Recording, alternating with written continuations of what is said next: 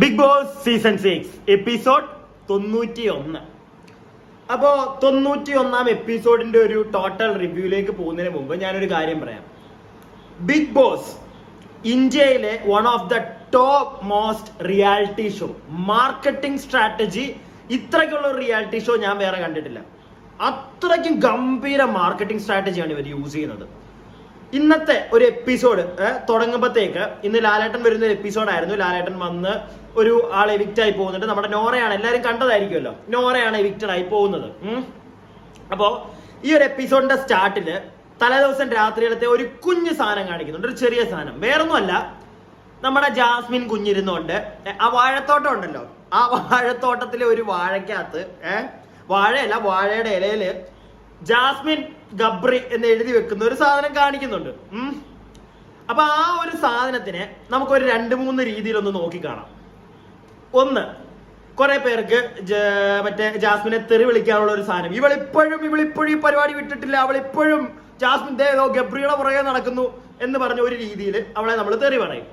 പിന്നെ ഒരു പെർസ്പെക്റ്റീവ് എന്താന്ന് പറഞ്ഞു കഴിഞ്ഞാൽ കുറെ പേർക്ക് മറ്റേ സങ്കടം വരും. അയ്യോ പാവം, ഇവളിപ്പോഴും ഈ സാധനം കാണിക്കുന്നത്, അത് ഇപ്പോഴും അവർ ഒപ്പിയെടുത്ത് നാട്ടുകാരെ കാണിച്ചോണ്ടിരിക്കുക, എന്ത് വൃത്തികെട്ട പരിപാടിയാ, ഇത് മാത്രമേ ഉള്ളൂ. ആ കൊച്ചു എന്ന് ഗബ്രി എന്ന് പറഞ്ഞു കഴിഞ്ഞാൽ അപ്പൊ തന്നെ എടുക്കും, നാട്ടുകാരെ കാണിക്കും, അവളെ തെറി പറയും.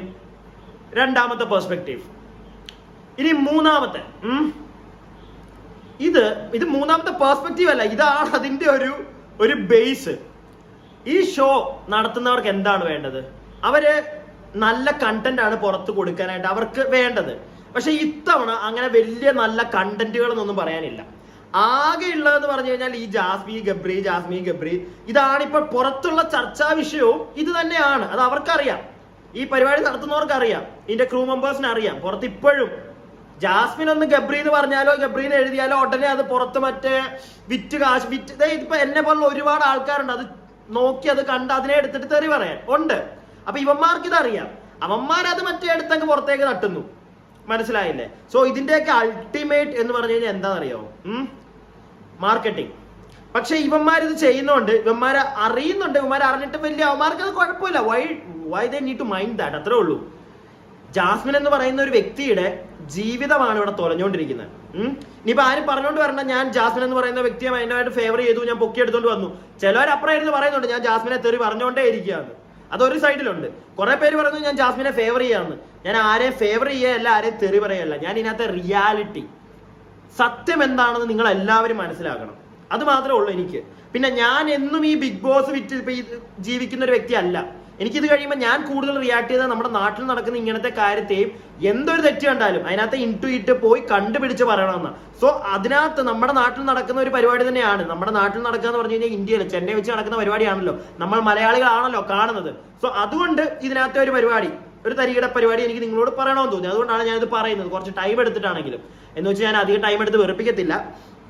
നമുക്ക് എപ്പിസോഡിന്റെ ഡീറ്റെയിൽ ആയിട്ട് തന്നെ പോകാം. അപ്പൊ ഇത് ഒരു മാർക്കറ്റിംഗ്, അങ്ങനെ നമ്മൾ എല്ലാവരും മനസ്സിലാക്കി എടുക്കണം. പിന്നെ ജാസ്മിന് പോരായ്മകളുണ്ട്, ഇല്ല എന്നല്ല. ഞാൻ കഴിഞ്ഞ വീഡിയോയിലും പറഞ്ഞാണ് അവർക്ക് പോരായ്മകളുണ്ട്.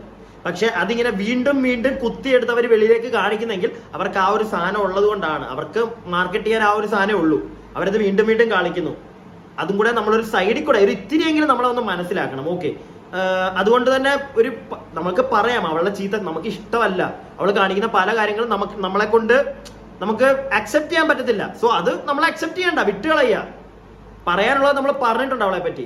നാളെ ആണെങ്കിലും ഇനി അവളുടെ എന്തെങ്കിലും പൊക്കി പിടിച്ചോണ്ട് വരുന്നവരെ നമ്മൾ തെറി പറയും. അതിനെ ആ ഒരു സെൻസിൽ മാത്രമേ എടുക്കാവുള്ളൂ.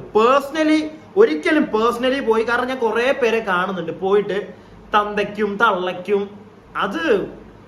അത് നമ്മൾ ആ ഒരു സാഹചര്യത്തിൽ, ഇപ്പം ജാസ്മിന്റെ ആ ഒരു സാഹചര്യം അല്ല ഞാൻ പറയുന്നത്, വേറെ ഏതെങ്കിലും ഒരു സാഹചര്യത്തിൽ സമൂഹത്തിന്റെ ഫ്രണ്ടിൽ നമ്മുടെ ഭാഗത്തൊരു കുഞ്ഞ്, ഇപ്പൊ ജാസ്മിന്റെ സൈഡിൽ ശരി എന്നല്ല പറയുന്നത്, പക്ഷെ നമ്മുടെ സൈഡിൽ എപ്പോഴെങ്കിലും ഒരു കുഞ്ഞ് ശരിയുള്ളപ്പം ബാക്കിയുള്ള സമൂഹത്തിലെ എല്ലാവരും നമ്മളെ തെറി പറയുമ്പോൾ നമുക്ക് സഹിക്കാൻ പറ്റുമോ? അത് മാത്രം നമ്മളൊന്ന് ആലോചിച്ചാൽ മതി. പ്രത്യേകിച്ച് നമ്മളെ ആ ചെയ്യുന്നത് ഒരാള് മുഖേനയാണ് നടക്കുന്നതെങ്കിൽ, ആ ഒരു പ്രവൃത്തി നടക്കുന്നതെങ്കിൽ, അയാൾ നമ്മളെ വെച്ച് കാശ് ഉണ്ടാക്കുന്നെങ്കിൽ അതിനകത്ത് നമ്മൾ എന്തിനാണ് വെറുതെ നമ്മളത് വാട്ട് എവർ ലീവ് ഇറ്റ്. എനിക്ക് പറയാനുള്ള ഒരു പെർസ്പെക്റ്റീവ്, മാർക്കറ്റിംഗ് എന്ന് പറഞ്ഞൊരു സാധനം, അത് നിങ്ങൾ മനസ്സിലാക്കണമെന്ന് വിചാരിച്ചു പറഞ്ഞതേ ഉള്ളൂ. അപ്പൊ ഇന്നത്തെ പരിപാടി ഇത് തന്നെയായിരുന്നു. തുടങ്ങിയപ്പോഴത്തേക്ക് ഇന്നലത്തെ ഈ വാഴയിലയിൽ നമ്മുടെ ജാസ്മിൻ കുഞ്ഞ് എഴുതി വെക്കുന്ന പരിപാടി കാണിച്ചാണ് തുടങ്ങുന്നത്. അതിനുശേഷം ലാലേട്ടൻ വരുന്നു. ലാലേട്ടൻ വന്നിട്ട് നോറ തിരിച്ചു വന്നല്ലോ, അപ്പൊ അതിനെപ്പറ്റി അവിടെ ജസ്റ്റ് ഒരു സംസാരം ഉണ്ടാവുന്നുണ്ട്. ഫസ്റ്റ് അത് തന്നെയാണ് സംസാരിക്കുന്നത്. അത് കഴിഞ്ഞിട്ട് പിന്നെ ജാസ്മിനോട് ചോദിക്കുന്നു നോറ എങ്ങനെ വന്നപ്പോഴത്തേക്ക് എന്താണ് തോന്നിയത്. അപ്പൊ ജാസ്മിൻ പറയുന്നു എനിക്ക് പ്രത്യേകിച്ച് ഒന്നും തോന്നിയൊന്നുമില്ല ലാലേട്ട, സങ്കടവും ഇല്ല സന്തോഷവും ഇല്ല എന്നുള്ള ഒരു സാധനം അവള് പറയുന്നു. ജിൻഡോ പറയുന്നുണ്ട് എനിക്കറിയാം ലാലേട്ട അതിന്റെ വിഷമം, ഒന്ന് പുറത്തു പോകും, ഞാനന്ന് പുറത്തേക്ക് പോയപ്പോഴത്തേക്ക് ഞാൻ ഭയങ്കരമായിട്ട് സങ്കടപ്പെട്ടു, അപ്പൊ തിരിച്ചു വരുമ്പോഴൊരു ഫീലിംഗ് എനിക്കറിയാം, ഞാൻ അതുകൊണ്ട് അവളോട് പോയി സംസാരിച്ചു എന്നുള്ള കാര്യങ്ങളൊക്കെ ജിൻഡോ ഇവിടെ പറയുന്നുണ്ട്. അതുപോലെ തന്നെ ഈ കട്ട മറ്റേ 4 കട്ട മൊയലിന്റെ ആ ഒരു ഗെയിമില് ഇവളിടയ്ക്ക് എന്തോ പിന്നെ പറയാന്ന് പറഞ്ഞൊരു സാധനമുണ്ട്, മറ്റേ 4 കട്ട എടുത്ത് അത് ഇവിടെ ഇറങ്ങിപ്പോയപ്പോഴും അവിടെ ജാസ്മിൻ അവിടെ ഇരുന്ന് പറയുന്നുണ്ടായിരുന്നു, അതായത് ഇങ്ങനെ ഒരു സംഗതി ഉണ്ട് അവളത് പറഞ്ഞില്ലല്ലോ എന്നൊക്കെ. അതപ്പോ ഇന്ന് ലാലേട്ടൻ അവളോട് ചോദിക്കുന്നുണ്ട്, അവൾ അതിന് എന്തോ റിപ്ലൈ തന്നു. സത്യം പറഞ്ഞു കഴിഞ്ഞാൽ ലാലേട്ടൻ മനസ്സിലായില്ല എന്ന് ലാലേട്ടൻ പറയുന്നു. അവിടെ നിന്ന് കണ്ടസ്റ്റൻസ് പറഞ്ഞു മനസ്സിലായില്ല, കേട്ട എനിക്കും ഒരു തേങ്ങ മനസ്സിലായില്ല, എന്താണ് അവൾ പറഞ്ഞതെന്ന് ഒരു പിടുത്തവും ഇല്ല. എന്തായാലും അതൊക്കെ കഴിഞ്ഞ് കഴിയുമ്പോഴത്തേക്ക് നമ്മുടെ ഒരു ബുദ്ധിമാൻ ഉണ്ടല്ലോ, ഭയങ്കര വലിയൊരു ബുദ്ധിമാൻ. ഈ ബുദ്ധിമാനെ മാത്രം ആരും സൈബർ അറ്റാക്ക് ചെയ്യാന്ന് പറയണ്ട. ഓക്കെ, ഈ ബുദ്ധിമാനെ ഒരിക്കലും ആരും സൈബർ അറ്റാക്ക് ചെയ്യുന്നതല്ല. ഈ ബുദ്ധിമാന്റെ കഴിവുകേടിനെ ഈ ബുദ്ധിമാൻ എന്തോ വലിയ സെറ്റപ്പാണ് എന്ന് മറ്റുള്ളവരെ കാണിക്കുന്ന രീതിയിലും മറ്റുള്ളവരുടെ ആ പുള്ളിയുടെ ആ ഒരു സംസാര രീതിയിലും ഒക്കെ ഈ സാധനം കാണിക്കാറുണ്ട് മിക്കപ്പോഴും. എന്നിട്ട് ഒരു ഷോയിൽ പോയപ്പോഴത്തേക്ക് ഏറ്റവും വലിയൊരു മണ്ടനായി അവിടെ മാറുന്നത് നമ്മൾ കണ്ടു. അതുകൊണ്ട് തന്നെ ഇയാളെ സൈബർ ബുള്ള് ചെയ്യുന്നതിനോട് എനിക്ക് പ്രത്യേകിച്ച് ഒന്നും പറയാനില്ല. അതിനകത്ത് ഓരോ ആൾക്കാരുടെ ഇഷ്ടമാണ്. കാരണം ഇപ്പോഴും ഇതൊരു ഇപ്പം ജാസ്മിന്റെ കേസിലാണെങ്കിൽ നേരത്തെ പറഞ്ഞ കണക്ക് പുറത്തിറങ്ങി വന്നിട്ട് തെറ്റാണെന്ന് ഒരാൾ അക്സെപ്റ്റ് ചെയ്താൽ പിന്നെ നമുക്ക് അയാളെ ചൊറിയാനായിട്ടൊരു ഒരു അർഹതയുണ്ടെന്ന് തോന്നുന്നില്ല. പിന്നെ നമ്മൾ പോയി ചൊറിയുകയാണെങ്കിൽ നമ്മുടെ ക്വാളിറ്റി ആണ് ഇവിടെ ഇല്ലാതാവുന്നത്. ഇപ്പൊ നമുക്ക് മാക്സിമം നമ്മൾ ജാസ്മിനെ ചൊറിയും, കാരണം വീണ്ടും ഇങ്ങനത്തെ കാണിക്കുമ്പോൾ അതാണ് ഒരു മെന്റാലിറ്റി, മനുഷ്യന്റെ മെന്റാലിറ്റിയാണ്, നമ്മൾ ചെയ്യും. മനസ്സിലായില്ലേ? പക്ഷെ വന്ന് ഒരാൾ തെറ്റ് അക്സെപ്റ്റ് ചെയ്ത് കഴിഞ്ഞാൽ പിന്നെ നമ്മൾ അതിനകത്തോട്ട് പിന്നെയും പോയി ചൊറിയുന്നതിനകത്ത് എന്താ കാര്യം? ഇവിടെ ഞാൻ ഈ ഒരു വ്യക്തിയുടെ സായി എന്ന് പറയുന്ന ഒരു വ്യക്തി, ലാലേട്ടൻ പുള്ളിയെ പറ്റിയാണ് ചോദിക്കുന്നത്. പുള്ളി ഇപ്പോഴും പുറത്തു വന്നിട്ട് തെറ്റ് മറ്റേ അംഗീകരിക്കുന്നില്ല. പുള്ളി വലിയ കഥകളാണ് ഇരുന്നങ്ങ് വെളുപ്പീര. ഇന്നത്തെ ഞാൻ നേരത്തെ ഒരു വീഡിയോ ഇട്ടപ്പോൾ പറഞ്ഞായിരുന്നു, ഒരു ഇന്റർവ്യൂ വന്നിട്ടുണ്ട്, എന്റെ പൊന്നെ അണ്ണന്റെ വെളുപ്പീര് കഥയാ അണ്ണന്. അപ്പൊ സായി ആ പോയനെ പറ്റി ഇന്ന് അവിടെ ചോദിക്കുന്നുണ്ട്. അപ്പൊ ജാസ്മിൻ പറയുന്നുണ്ട്, സായി നേരത്തെ പറയുന്നുണ്ടായിരുന്നു 50 രൂപ അതിനകത്തുണ്ടെങ്കിൽ പോലും 50 രൂപ എടുത്ത് വെച്ചിട്ട് ആ പണപ്പെട്ടി വന്നാൽ പോലും ചിലപ്പോൾ ഞാൻ എടുത്തുകൊണ്ട് പോകും എന്നുള്ളൊരു സാധനം ജാസ്മിൻ അവിടെ പറയുന്നുണ്ട്. സായി എങ്ങനെ പറഞ്ഞു എന്നത്. അപ്പൊ അത് ജാസ്മിൻ പറഞ്ഞുകൊണ്ട് തന്നെ ഞാൻ അങ്ങനെ ഒന്ന് ആലോചിച്ചു, എന്തുകൊണ്ടാണ് സായി അങ്ങനെ ഒരു തീരുമാനം എടുക്കാൻ കാരണം. അപ്പം അതിനുള്ള ഉത്തരം ഇവിടെ തന്നെ നമ്മുടെ ബാക്കി കണ്ടസ്റ്റൻസിന്റെ വായിൽ നിന്ന് തന്നെ വീഴുന്നുണ്ട്. അതായത് സായിക്ക് മാന്യമായിട്ട് സായിക്ക് ഇറങ്ങി പോകുമ്പോഴത്തേക്ക് ഒന്നെങ്കിൽ ഒരു വിന്നറായിട്ട് പോകണം, ഇല്ലെങ്കിൽ ഈ ഒരു പണപ്പെട്ടി എടുത്ത് പോയി. കാരണം അതിന് രണ്ടിനേ ഉള്ളൂ. അത് രണ്ടും നടന്നെങ്കിൽ മാത്രമേ ജനങ്ങൾ പുറത്ത് പറയത്തുള്ളൂ. ഒന്ന് സീസൺ 6ന്റെ വിന്നറാണ് അവനെന്ന് പറയും, ഇല്ലെങ്കിൽ പറയും ആ സീസൺ 6ന്റെ പണപ്പെട്ടി എടുത്തുകൊണ്ട് വന്നവനാന്ന് പറയും. അതിലേതെങ്കിലും ഒന്ന് സായിക്ക് വേണം.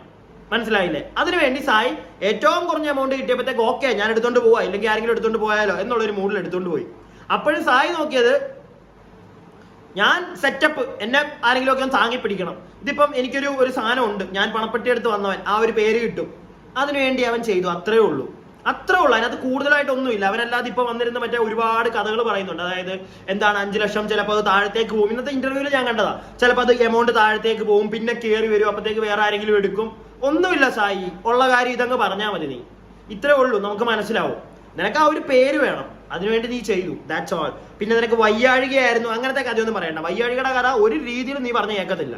കാരണം എന്താന്ന് വെച്ച് കഴിഞ്ഞാൽ നിനക്ക് വയ്യാഴിക ഇപ്പോഴല്ല വന്നത്, കുറച്ച് മുമ്പ് തന്നെ വന്നു. നീ പുറത്തേക്ക് പോയിരുന്നു, അപ്പൊ നിനക്ക് പറയായിരുന്നു എനിക്കിനി തിരിച്ചു പോകാൻ വയ്യ, എനിക്ക് പറ്റത്തില്ല എന്ന് പറഞ്ഞ് അവിടുന്ന് പൂജ കൊണ്ടുവന്നല്ലോ തീരെ വയ്യാതെ. അതേപോലെ നിനക്ക് വയ്യെങ്കിൽ നിനക്ക് പോരായിരുന്നു പറഞ്ഞിട്ട്. വിടാതെ എന്തായാലും ഒരു നിന്നെ അതിനകത്തിട്ട് കൊല്ലാക്കൊലയും ചെയ്യത്തില്ലല്ലോ. ഇല്ലെങ്കിൽ അങ്ങനെ ചെയ്യുന്നുണ്ടെങ്കിൽ നീ പുറത്ത് വന്നിട്ട് ഇപ്പൊ മിണ്ടായിരിക്കും അല്ല ചെയ്യേണ്ടത്. Just fight against that. അതിനകത്തൊരു ഒരു മനുഷ്യപ്പറ്റ അവർ കാണിക്കുന്നില്ല എങ്കിൽ നിന്നെ തീരെ, നീ പറഞ്ഞിട്ട് പോലെ നിന്നെ വിടാതിരുന്നുള്ള ഒരു പരിപാടിയൊക്കെ ആണെങ്കിൽ ഓപ്പൺ യുവർ മൗത്ത് എന്നിട്ട് പറ. അതൊന്നും നീ ചെയ്യുന്നില്ലല്ലോ, അപ്പൊ പിന്നെ അതൊന്നും അല്ല നിന്റെ വിട്. ജിൻഡോ വരുന്നുണ്ട് ജാസ്മിൻ പറഞ്ഞതിന് ശേഷം. ജിൻഡോ പറയുന്നുണ്ട് അയാൾക്ക് ഒരു 5 ലക്ഷത്തിന്റെ ഒന്നും ആവശ്യമില്ല ലാലേട്ട, അയാൾ എന്തിനു വേണ്ടി അത് ചെയ്തതെന്നൊന്നും അറിയത്തില്ല. അത് കഴിഞ്ഞ് അർജുൻ വരുന്നുണ്ട്, അവന്റെ സെൽഫ് ക്ലെൻസിങ് എന്ന പരിപാടി കഴിഞ്ഞു, അതുകൊണ്ടാണ് അവൻ അങ്ങ് പോയെന്ന്. അതിനെപ്പറ്റി നമ്മൾ നേരത്തെ പറഞ്ഞു, അവന്റെ സെൽഫ് ക്ലെൻസിങ്ങിന് അവന് ഹിമാലയത്തിൽ പോയായിരുന്നു, മറ്റുള്ളവരുടെ അവസരം. അപ്പൊ അത് കഴിയുമ്പോഴത്തേക്ക് പിന്നെ ജാസ്മിൻ എന്തോ അവിടെ ഇരുന്ന് ഇങ്ങനെ ആലോചിക്കുന്നുണ്ട്. അപ്പത്തേക്ക് ലാലേട്ടൻ ബ്രേക്ക് വിളിക്കുന്നുണ്ട്. ആ ബ്രേക്ക് കഴിഞ്ഞ് തിരിച്ചു വരുമ്പോഴത്തേക്ക് ജാസ്മിനോട് ചോദിക്കുന്നുണ്ട്. ജാസ്മിൻ ഇരുന്ന് ആലോചിച്ചുകൊണ്ടിരുന്നത് തിരിച്ച് പുറത്തിറങ്ങിയിട്ട് നമ്മുടെ സായിയെ പോയെന്ന് കണ്ട് സംസാരിക്കണമെന്നല്ലേ. അപ്പൊ ജാസ്മിൻ പറയുന്നു, അതേ ലാലേട്ട, അതിപ്പം ആര് സായിയേക്കാ എല്ലാവർക്കും ഇപ്പൊ എനിക്കുൾപ്പെടെ അങ്ങനെ ഒരു സാധനം ഉണ്ടായിരുന്നു. പക്ഷെ എനിക്ക് അവനെ കണ്ടിന്യൂ ചോദിക്കേണ്ട ഒരു താല്പര്യമേ ഇല്ല. കാരണം നിന്ന് മറ്റേ കഥ പറഞ്ഞു മെഴുകി നമ്മളൊക്കെ പാവങ്ങള് ഊളകള്. അവൻ മറ്റേ സെറ്റപ്പ് ആ ഒരു സെറ്റപ്പ് കാണിക്കും. എന്തിനാ എനിക്കത് കാണാൻ ഇനി താല്പര്യമില്ല. അപ്പം ജാസ്മിൻ അതാണ് ആലോചിച്ചുകൊണ്ടിരുന്നത്. പുറത്തിറങ്ങിയിട്ട് അവനോടൊന്ന് ചോദിക്കണോ എന്തിനാണ് ഈ പരിപാടി കാണിച്ചത്. ബാക്കി എല്ലാവർക്കും അവിടെ ഡൗട്ട് ഉണ്ട്. സായി ഒരു അഹങ്കാരത്തിന് ചെയ്തു എന്നൊക്കെ അവിടെ പറയുന്നുണ്ട്. കാരണം ഇല്ലെങ്കിൽ ഒന്ന് വെയിറ്റ് ചെയ്തായിരുന്നെങ്കിൽ ലാലേട്ടൻ തന്നെ പറയുന്നുണ്ട് അത് എന്തിന് 5 ലക്ഷം. ലാലേട്ടന്റെ ഒരു മൈൻഡിൽ ആ ഒരു സാധനം ഉണ്ട്. കാരണം അത് കൂടി വരും. ഞങ്ങൾക്ക് 20 ലക്ഷം വരെ വെക്കാനൊരു പ്ലാൻ ഉണ്ടായിരുന്നു അവിടെ. ഈ മണ്ടം മറ്റേ ചാടിക്കേറി ഉടനെ എടുത്തോണ്ടങ്ങ് പോയി. അവൻ എന്തെങ്കിലും ഓട്ടെ, ബുദ്ധിമാനാണല്ലോ, ഭയങ്കര വലിയ ബുദ്ധിമാനല്ലേ. അപ്പൊ നമ്മളൊന്നും പറയുന്നില്ലേ, നമ്മൾ പറഞ്ഞതിന്റെ ഇനി അടുത്ത പ്രശ്നമാവും. അപ്പൊ വിടുക. അതിനുശേഷം ലാലേട്ടൻ മറ്റേ കണ്ണാടിയുടെ ഫേസ് ചെയ്ത് ഇവരോട് തന്നെ സംസാരിച്ച് ആ ഒരു പരിപാടിയെ പറ്റി സംസാരിക്കുന്നുണ്ട്. അപ്പൊ അതിനെപ്പറ്റി സംസാരിക്കുമ്പോൾ ജിൻഡോ ചേട്ടനോട് ചോദിക്കുന്നുണ്ട്. അതായത് ജിൻഡോ അടിപൊളിയായിട്ട് മനസ്സ് തുറന്നങ്ങ് സംസാരിക്കുന്നതൊക്കെ കണ്ടല്ലോ എന്നൊക്കെ പറയുന്നുണ്ട്. അപ്പൊ ജിൻഡോ ചേട്ടൻ അതിന്റെ എക്സ്പീരിയൻസ് പറയുന്നുണ്ട് അതിനെപ്പറ്റി. അത് കഴിഞ്ഞിട്ട് ഓരോ ആൾക്കാർ പറയുന്നുണ്ട്, ജാസ്മിനൊക്കെ വന്നിട്ട് പറയുന്നുണ്ട്. അപ്പൊ ആ ഒരു പരിപാടി അവിടെ നടക്കുന്നുണ്ട്. അത് കഴിയുമ്പോഴത്തേക്ക് പിന്നെ കൗതുകരമായിട്ടുള്ള ഒരു ടാസ്ക് എന്ന് പറഞ്ഞൊരു പരിപാടി അവിടെ നടക്കുന്നുണ്ട്. അതായത് ഒരു ബോർഡില് ജസ്റ്റ് കുറച്ച് കാര്യങ്ങൾ, വിനോദം, മത്സരബുദ്ധി, കാഴ്ചപ്പാട്, ലീഡർഷിപ്പ്, ഇവരുടെ ഓരോരുത്തരുടെയും ഫോട്ടോ കൊടുത്തിട്ട് പേരും കഴിഞ്ഞിട്ട് ഇങ്ങനെ ഓരോ വിനോദം, അതുപോലെ തന്നെ നമ്മുടെ മത്സരബുദ്ധി, ഇതൊക്കെ എത്രയുണ്ട് ഇവർക്കെന്ന് അറിയാൻ വേണ്ടിയിട്ടുള്ള ഒരു പരിപാടി. അതപ്പം ഫസ്റ്റ് വരുന്നത് നമ്മുടെ ജാസ്മിനാണ്. ഞാൻ ഈ ഒരു ഗെയിം പറഞ്ഞു തരുമ്പോൾ നിങ്ങൾക്ക് മനസ്സിലാവും. ഫസ്റ്റ് ജാസ്മിൻ വന്നിട്ട് അർജുന്റെ ഒരു കാർഡ് എടുക്കുന്നു. എന്നിട്ട് അർജുനെ പറ്റി, വിനോദം, അർജുൻ എത്രയോ ഈ ഒരു നമ്മൾ ഒരു എത്ര 50 തൊട്ട് 100 വരെ, അല്ല 50 തൊട്ടല്ല അതിന്റെ താഴത്തേക്കും ഉണ്ട്. അപ്പം ഇവരുടെ ഒരു വാല്യൂ കൊടുക്കുക. എത്ര പോയിന്റ് ആണ് ഇവർക്കുള്ളത് ഈ മത്സരബുദ്ധി, വിനോദം നോക്കുമ്പോഴത്തേക്ക് ഈ നമ്മുടെ അർജുൻ എന്ന് പറയുന്ന വ്യക്തി എന്റർടൈൻ അവിടെ എന്തോരം ചെയ്യിക്കുന്നുണ്ട് അതിനുള്ള ഒരു പോയിന്റ് കൊടുക്കുക. അത് തന്നെ, അത്രേ ഉള്ളൂ പരിപാടി. അപ്പൊ മനസ്സിലായല്ലോ, ഞാൻ തന്നെ പറയാൻ വന്ന മറ്റേ കുളമായിപ്പോയി. അപ്പം എന്റർടൈൻ ചെയ്യിക്കുന്നതിനകത്ത് എത്ര പോയിന്റ് അർജുനുണ്ട് അത്രേ ഉള്ളൂ. അപ്പം അതിന് നമ്മുടെ അർജുന് ജാസ്മിൻ കൊടുക്കുന്നത് 80 കൊടുക്കുന്നുണ്ട്. പിന്നെ മത്സരബുദ്ധി 60, കാഴ്ചപ്പാട് 50, ലീഡർഷിപ്പിന് 70, പിന്നെ അതിജീവിക്കുന്നതിന് 100% ഒക്കെയാണ് കൊടുക്കുന്നത്. അടിപൊളി അതിജീവനമായിരിക്കും. അർജുൻ ഇവിടെ അങ്ങനെ ചെയ്യുന്നുണ്ട് എന്നൊക്കെ പറഞ്ഞ് പിന്നെ ഓരോ ആൾക്കാർ വരുന്നുണ്ട്, ഓരോരുത്തരെ പറ്റി ഇങ്ങനെ പറയുന്നുണ്ട്. ജിൻഡോ വരുന്നു, ജാസ്മിനെ പറ്റി പറയുന്നു. ജിൻഡോ സത്യം പറഞ്ഞു കഴിഞ്ഞാൽ ജാസ്മിനെ ഒരുപാട് പൊക്കി പറയുന്നത് ഞാൻ കണ്ടു കേട്ടോ. ജിൻഡോ പറയുന്നു, ഇന്നത് ഓപ്പൺ ആയിട്ട് ജിൻഡോ പറഞ്ഞു, എനിക്കിവിടെ ഓപ്പോസിറ്റ് നിന്ന് ഫൈറ്റ് ചെയ്യാൻ കിട്ടിയ ഒരാള് ജാസ്മിൻ മാത്രമാണ് എന്നൊക്കെ പറയുമ്പോൾ ജാസ്മിനും അവിടെ നിന്ന് ചിരിക്കുന്നുണ്ട്. എന്തോ എനിക്കത് ഇന്ന് കുറെ അങ്ങനത്തെ കുറെ നല്ല മൊമെന്റ്സ് എനിക്ക് കിട്ടി. പിന്നെ അതിനുശേഷം നോറയുടെ എനിക്ക് കിട്ടി അങ്ങനത്തെ കുറെ നല്ല മൊമെന്റ്സ് ഞാൻ ശ്രദ്ധിച്ചു. നോറ ജിൻഡോയുടെ കാർഡാണ് എടുക്കുന്നത്, ജിൻഡോയെ പറ്റിയാണ് പറയുന്നത്. മത്സരബുദ്ധി 90% കൊടുക്കുന്നത് പോയിന്റ്സ്. അപ്പൊ അതിനകത്ത് നോറ ഒരു കാര്യം പറയുന്നുണ്ട്, നല്ല ബുദ്ധിയല്ല ജിൻഡോ ചേട്ടന്, മത്സരബുദ്ധി അത് അത്ര നല്ല ബുദ്ധിയല്ല ജിൻഡോ ചേട്ടന്റെ, പക്ഷെ അത് പുള്ളിക്ക് നല്ലതാണ്, ബാക്കിയുള്ളവർക്ക് അത് അത്ര നല്ലതല്ല എന്നൊക്കെ പറയുന്നുണ്ടായിരുന്നു. നല്ല രസമുണ്ടായിരുന്നു. നോറ അത് ഭയങ്കര രസകരമായിട്ട് ഓരോരുത്തരെ നമ്മുടെ ജിൻഡോയ്ക്ക് കൊടുത്ത് ഓരോ പോയിന്റിനെയും വിശദീകരിക്കുന്നത് ഞാൻ കണ്ടു. നല്ല രസമുണ്ടായിരുന്നു എന്തായാലും. അപ്പൊ അത് കഴിയുമ്പോഴത്തേക്കാണ് ഇതിപ്പം എല്ലാവരും ചെയ്യുന്നുണ്ട്. സിജോ വന്ന് നോറയെ പറ്റി സംസാരിക്കുന്നു, അബി ഋഷിയെ പറ്റി, അങ്ങനെ ഋഷി അബിയെ പറ്റി, അങ്ങനെയൊക്കെയാണ് അവിടെ പരിപാടി നടന്നത്. കൊള്ളായിരുന്നു കേട്ടോ. എന്തായാലും എല്ലാവരുടെയും ഡീറ്റെയിലിംഗ് എല്ലാവരും കൊടുത്തു. അതിനെപ്പറ്റി നമുക്ക് ഒരുപാട് സംസാരിക്കണ്ടല്ലോ, നിങ്ങൾ കണ്ടതായിരിക്കും. പിന്നെ പ്രത്യേകിച്ചൊന്നുമില്ല, ഓരോരുത്തരുടെ മത്സരബുദ്ധി, അവർക്ക് ലീഡർഷിപ്പ് ഉണ്ടാവും, ലീഡർഷിപ്പ് ക്വാളിറ്റിക്കുള്ള പോയിന്റ് അത്രേ ഉള്ളൂ.